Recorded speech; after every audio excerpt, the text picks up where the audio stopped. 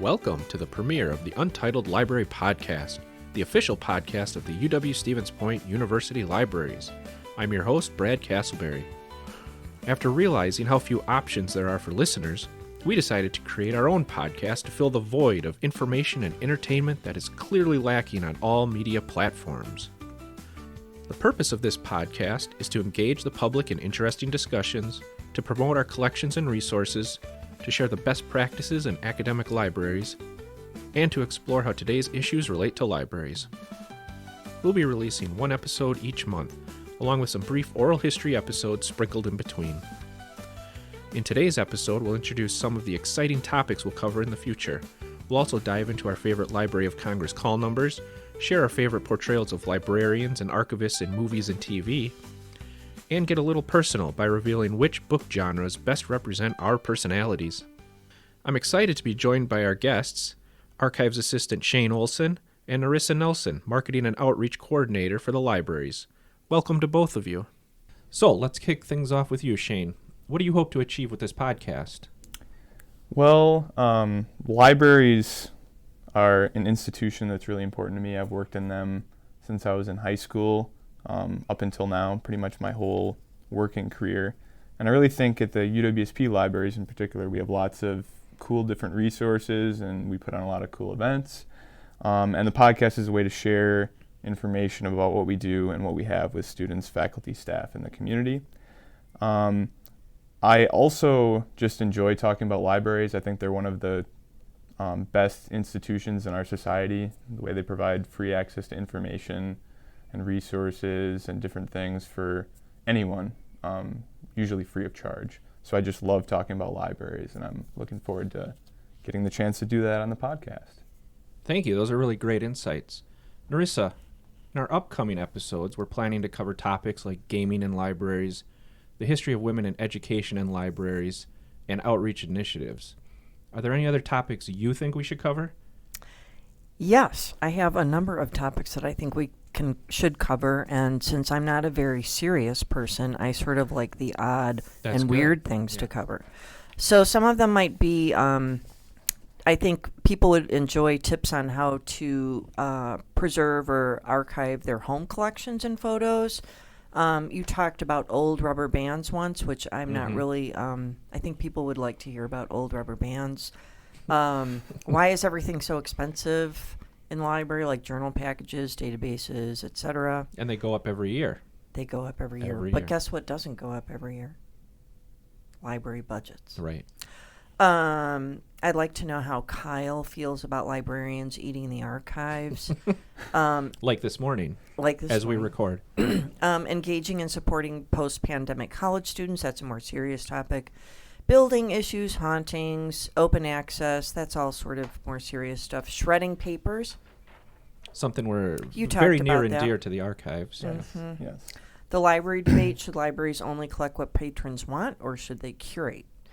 Artificial intelligence and AI literacy. Elevators, I think that's an interesting topic. We have It's a more lot of important elevator stories. than some might think. It's More important. very impactful. Very Yeah. impactful.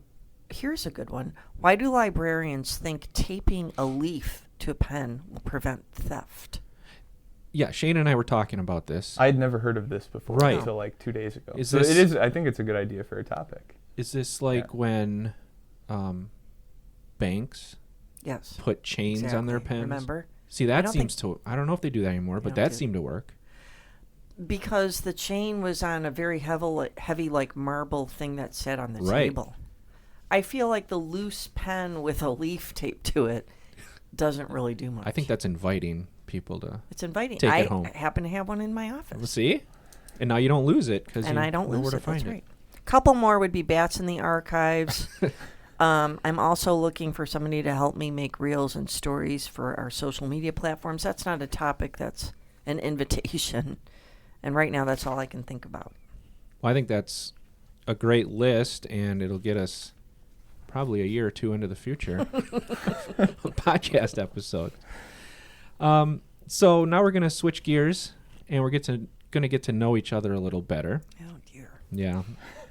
First, in a few sentences, tell us a little bit about what your job entails and a few fun facts about your professional background or other experiences. And I'm going to go first. Currently, for now, I'm the head of the archives, which means I spend a lot of time supervising interns, student employees, coordinating projects, brainstorming new ways to make the archives more visible to the public. I also help departments across campus with records management, and I process archival collections when I have time. My professional background isn't very interesting. I've spent my entire professional career here at UWSP, from student volunteer to head of archives. I spent a while trying to think of fun facts. Luckily, Shane was able to remind me of things I've done in my past. Didn't you used to work at a grocery store? Yeah, Yeah, okay. but that's not interesting. Well, I think people who work at the grocery store would find that offensive. I think I learned things about grocery stores from Brad all the time. Yeah, that that's I would true. Never. I mean, That's true. that's another I did topic, spend insider tips like on... 15 years at a grocery Well, store. okay. I mean, nobody bags groceries like I do. You know, Oh, when I that's a still, problem, when I bagging go to groceries. Aldi's, or Aldi, Yeah, as it is, I still get excited that I get to pack my own I know. groceries. I love it. yeah. No one knows how to pack groceries, by the way. No. It's really a frightful... Whenever I see a pack of meat go Oh. in with produce, I Oh, cringe. It's God, just so do I. awful. But, kids nowadays, that's a whole nother episode. As far as career fun facts, the only things I could come up with was when we found the 16 millimeter reels of film in the IMC, and it turned out to be a 1950s movie of Stevens Point. Oh, that's So then we right. did the big release Yeah. with the DVDs and the showings. What was That the was name exciting. of that movie? This Is Our Town, yeah. Stevens Mhm. Point. Yeah. Yep. Still available for sale at the University Archives if you're interested. How much? 20, I think. But if you look real hard, you might find pirated editions on YouTube, I believe. You're not doing a very good job of selling your materials. Speaking of selling materials, What else we got for sale? Brad's also a published author. That's true. That's another professional accomplishment. That's true. An Arcadia book on plover. That's right. Yeah. And then people got the wrong impression that I was an expert on plover. Oh. So I'm still battling that. Still get questions I don't know how to answer, Well, but can fake it. You're Fake it selling till you make yourself it. short here. Actually, You've got that is- all kinds of that's my things career- going on. that's my career model. Fake it till you make it, Okay. and so far so good. Good. But enough about me. Shane, why don't you tell us about yourself? Sure. So I'm Shane. I'm the archives assistant right now in the archives. In terms of my job duties, I handle a lot of the in-person and email reference questions, usually mostly those from community members and UWSP faculty and staff. Our instruction and digital archivist, Kyle Neal, does most of the reference work with students. I've also recently taken on some outreach responsibilities, like writing the primary source, the archives newsletter, and then also writing some blog posts for the UWSP Libraries blog. My professional background, I also started as a student employee intern and volunteer here in the Nellis Arkampenga University Archives and Area Research Center. We really churn them out here, don't we? Yes. Yeah. Yep. A lot of alumni of the Yes. Area Research Center. They can't leave. Yeah. I did that when I was completing my undergraduate degree here at UWSP. After I graduated, I worked in kind of a records management position in the private sector for about 3 years, and while I was completing my MLIS degree through UW Milwaukee.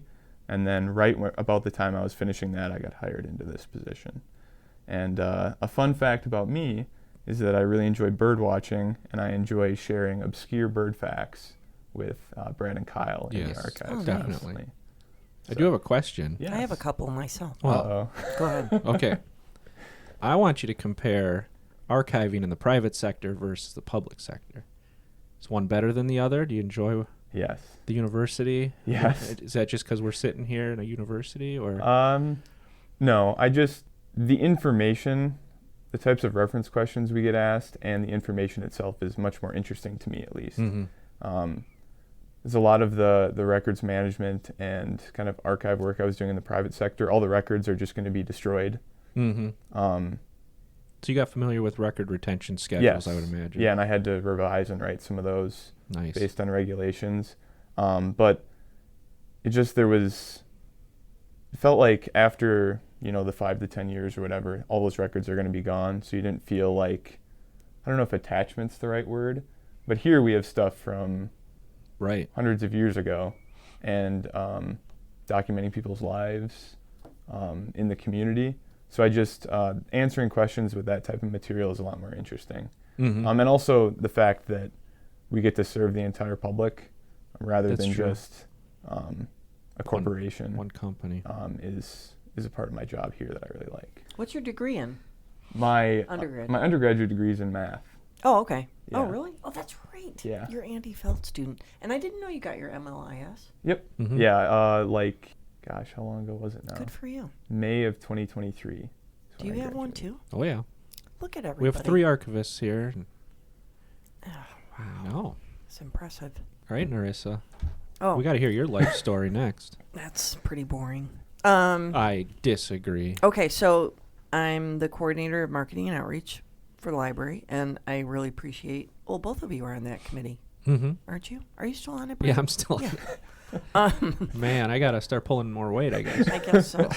And I've been doing that for I don't know how many years, a long time.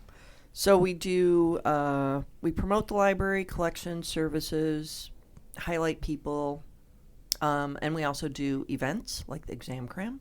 And we also do programming, and more recently annual programming. So this year we're working with the Office of Sustainability and the Climate Action Resilience Plan. That's kind of our year-long program that we're working on. Still in development. I also work reference, and I also teach. When you were hired, which was what year, if you remember? Yes, I do remember. It was a long time ago, 2001. I am sadly I'm the Are you the old. senior? Yeah, I think in Wow. age too, age and Length of Yeah. employment? Were you hired as the marketing outreach librarian? No. Okay. So I was hired as actually the foundation librarian. So Oh, I yeah. oversee the foundation collection, which is a grants database. I actually just did a session yesterday in Marshfield for United Way. I do a lot of nonprofits Oh, nice. in the area, help them searching for grants. So I was hired to do that and reference and teach. And then eventually I ended up doing the web. I was the web librarian here because the person who was in charge of the entire campus web used to be Arnie Arneson, our library director. Oh, really? Probably not a lot of people know that. So when he left, then they finally sort of had started in IT developing like a web person Program to- or yeah. yeah. And then I ended up taking over the library website only because I think I, at the time, certainly not true now, but at the time knew more technology. I knew some HTML coding, so. And then I got tired of that and also realized my skill set was old. Mhm. And then I ended up moving into marketing and outreach. So you adapted. You adapted to the environment. I guess. See, that's Or pushed out. of that's an something for all the environment. kids to learn. That's something for the kids to Yeah. learn. Did you have anything interesting about your job? Something? I guess the whole thing There you are talked coup- about was interesting. There are a couple honestly. things that were interesting were, well, my background is corporate librarianship. Did you and, work in a corporation? Mm-hmm. Where? I worked at Renaissance Learning in Rapids when I Oh. first moved here. I was their corporate librarian. And then I worked for Bank of America in Chicago in their corporate library and for the Chicago Tribune. That was fun. Really? Mm-hmm. So I got to ask you the same question I asked Shane. I'm guessing you prefer the public library. Well, the academic Say public. prefer. One thing I really like about corporate librarianship is you're doing more of the work. Hmm. So I'm doing the research for people, like in the Tribune. Like sometimes it was marketing information stuff, but sometimes like for stories, for news news stories. library. Wow. News reporters. I like that kind of work. That How was many fun. librarians worked in these different libraries? At the Bank of America, we had, maybe 12 to 15. But we were also the corporate headquarters, and at the time, there were 400,000 employees, so Wow. it was a pretty big corporation Yeah. worldwide. And the Tribune was pretty big. Yeah, I would imagine there's a lot of research to do for the Tribune. Yeah, it was really fun. I loved it. Yeah. So just different environments. I wouldn't say I prefer one over the other. Yeah. Well, that is very interesting. Oh, and the fun fact is when that snake, you two weren't here, No. but there was a snake from the Museum of Natural History that disappeared one day and was found 6 months later in the Abstracts and Indexes room, which then turned into the Food for Thought Cafe. Was he still alive? Yeah, Yen found the snake. Oh my god. I don't know if I wonder what he was living off of. we're Probably not the dead quite bats. Sure, probably, yeah. For those But who don't 6 know. months later, and it was a big snake. I forgot what type of snake my it was, gosh. but that was exciting. Yeah, for those who don't know, Albertson Hall is it was a haven for a lot of wildlife. Snakes, Yes, it was. bats, bees. Bees. I think that's about it. But that was enough. Okay, next we're going to share our favorite Library of Congress call numbers. For those of you who don't know, a Library of Congress, the mother of all libraries in the U.S., call numbers is like a book's home address on the library shelf. It helps you find where a book is located in the library. The combination of letters and numbers that categorize the book identifies the subject, and the numbers that follow narrow it down even further. So when you're looking for a book, you can think of the call number as a map that guides you directly to where that book lives among all others in that subject area. So I'm going to go first, and at the risk of losing all credibility, or at least the small amount of credibility I still have left, my favorite call number is CB 156, and that is the call number for History of Civilization, but specifically focusing on terrestrial evidence of interplanetary voyages. And as impressive as that sounds, it's all about ancient aliens. One of my favorite pastimes. We're not going to get into if I'm a believer or not, but it's very entertaining. Ancient aliens. Yes. Have you watched the show on No. the History Channel, in quotes? No. Yeah, the channel's very interesting. They've kind of abandoned the Any history. facade of Have they? being Yes. about history. Yes. I remember in the 90s, it was my favorite channel because they had a lot of World War II documentaries. I don't know, they did like the history of Halloween, the history of Christmas, cool stuff like that. Those days are gone. They're long gone. Oh, that's sad. All right, who wants to go next with their favorite call number? Shane. Okay. Well, I had to look these up because I am not familiar with the Library of Congress call Not a numbers. catalog. Are you more of a Dewey kind of guy? No.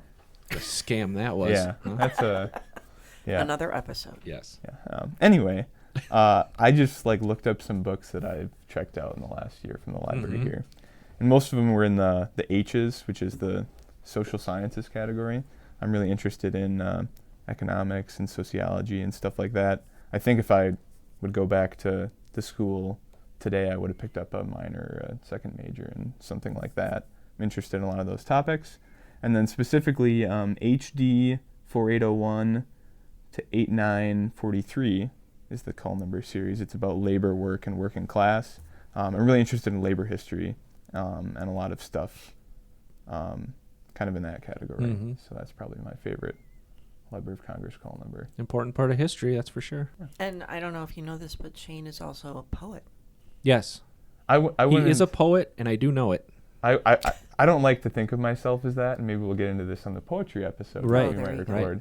I think I'm just a person that writes poetry, because I feel like What's the I definition feel of like a to have the poet? title poet, you have to have a certain quality of work. Or and somebody has to pay for your poetry? Yeah, and I don't feel like anything that I've ever written ever rises to that Oh, no, you level. can't. So I'm just a person who writes You poetry. can't beat yourself I down feel like like that. there are a lot of well-paid poets. Is that seems like an oxymoron?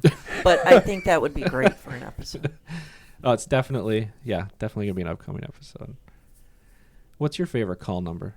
Well, Brad, I have my background is in ballet, and so the GV 1597 through 1785 is sort of the call number range. Includes ballet, dance history, dancing as a profession.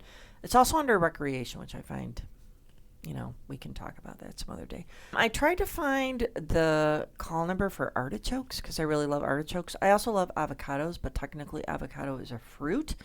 So that would fall under agriculture, blah, blah, blah, blah, blah, vegetables. So like the SB 320, I think.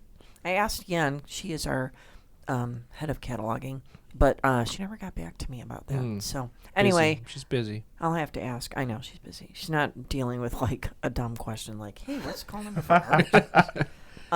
Slang dictionaries I always like. PE 3721. We used to have a prison slang dictionary in the reference room. Oh, cool. Which I was very sad to learn that it was weeded when we moved. Oh. Yeah. That'd be a great read. It was a great read. Yeah. But guess what? Didn't make the cut. No. Oh, well. I also, there are certain subject headings that I like. So sort of different from a call number. Yep.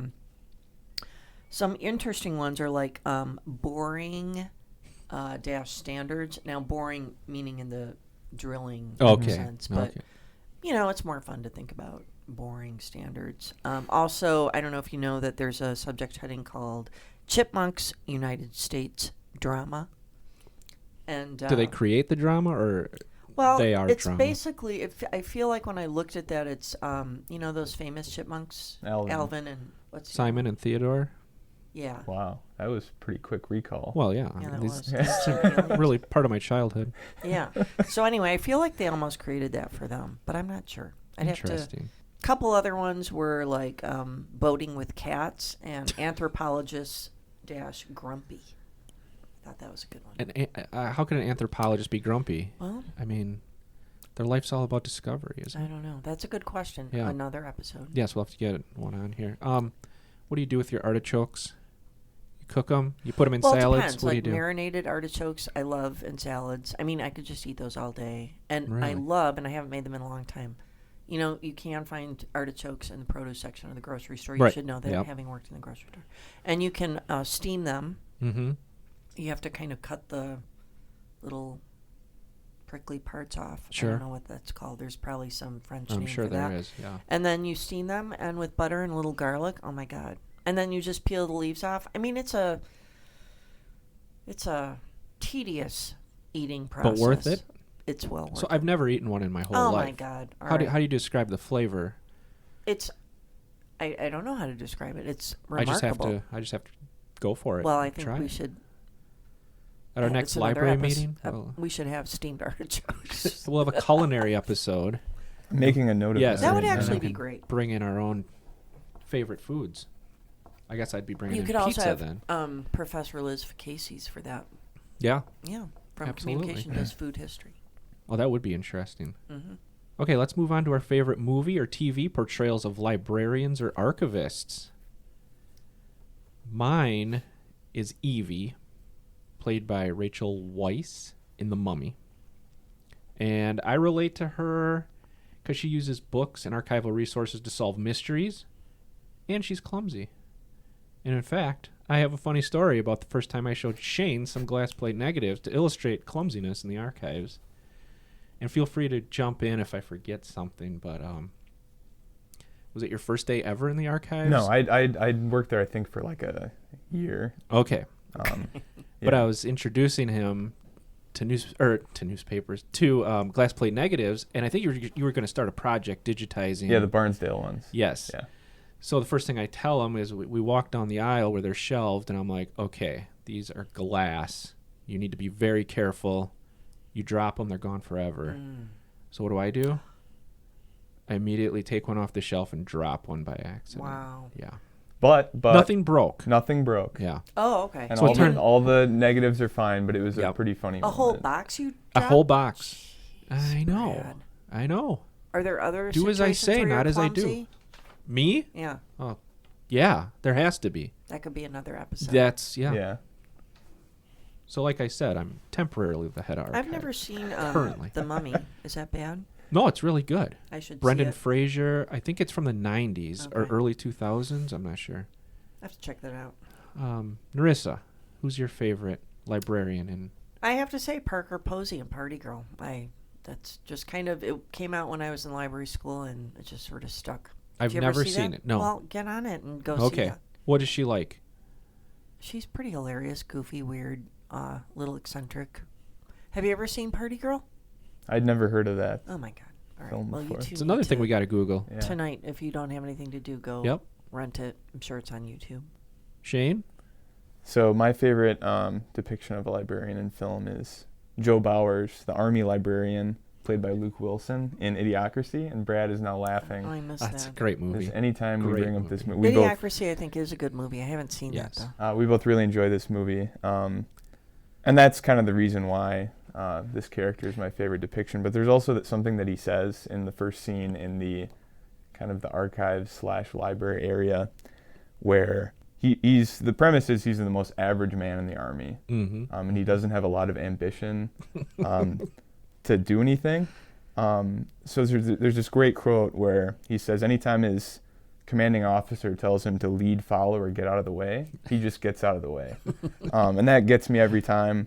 I don't necessarily agree with it. I do think it's good to have some outreach and some ambition to do things, because I do think we have a lot of good resources here in the library, but sometimes it is nice to just get out of the way. Right. So. And who plays that? Luke Wilson? Luke Wilson. Yeah. Oh, nice. Yeah.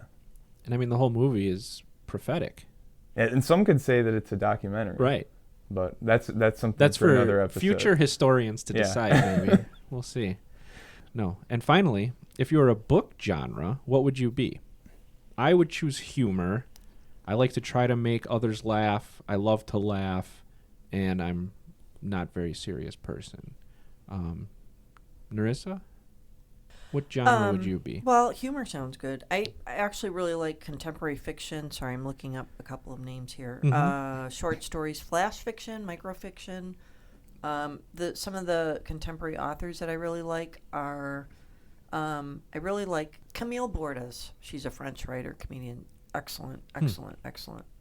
We'll let Shane tell us all about his. Shane can. So I mentioned obscure bird facts before. Oh, yeah. Mm-hmm. I think I would be a unhelpful reference book without an index, because I have a lot of obscure bird facts and a variety of other not useful and semi-interesting facts, but there's no way to get to them. They just kind of show up, and then I tell Brad about. Well, what's the one on the top of your head right now? Do you have an obscure fact you can share with the listeners? Well, the thing about brood parasites like brown-headed cowbirds. Yes, yeah. How no brown-headed cowbird ever raises their own young. They always lay their eggs in other birds' nests. See? And then other birds raise the cowbirds. So how does a cowbird know it's a cowbird? Oh, is this an existential? But I'm not we don't need to go into that because that's I'm okay. I'm not an ornithologist in any way. No, So I don't want to put any incorrect information out that's there. okay. It What gets about, people thinking. You know what I saw? A very rare bird recently, but I forgot the name of it. I'm clearly forgetting the names of things that's... You say you're the probably- oldest librarian, right? That is correct. You can see it's a problem. All right, thank you all for sharing. For our listeners, please stay tuned for our next episode, and do not forget to like and subscribe.